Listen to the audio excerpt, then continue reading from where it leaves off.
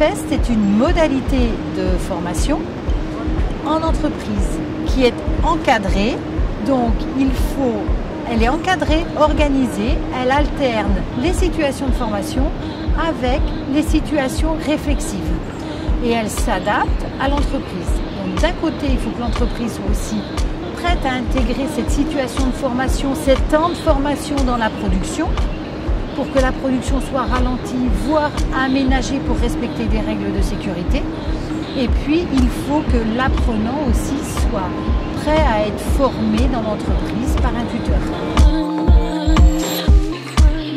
Dans les entreprises du bâtiment, on a souvent des collaborateurs qui sont peu ou pas qualifiés, qui ont eu une expérience douloureuse avec la formation.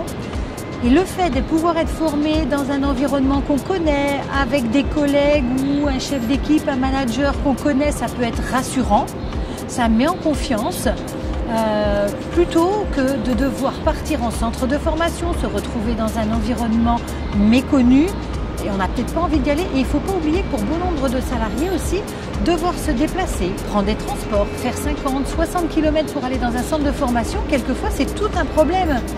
Donc ça dédramatise la formation pour des gens qui ne sont pas enclins à aller vers les centres de formation. Et c'est important pour les entreprises du BTP parce que souvent elles sont de très petite taille. Et quand vous avez dans une structure qui a un salarié, deux salariés, vous avez une personne qui part en formation, tout de suite le chantier se ralentit. Il y a même des activités qui vont devoir être reportées. Donc de pouvoir continuer la production, même ralentie, c'est une vraie opportunité pour l'entreprise de pouvoir compléter les compétences d'un collaborateur.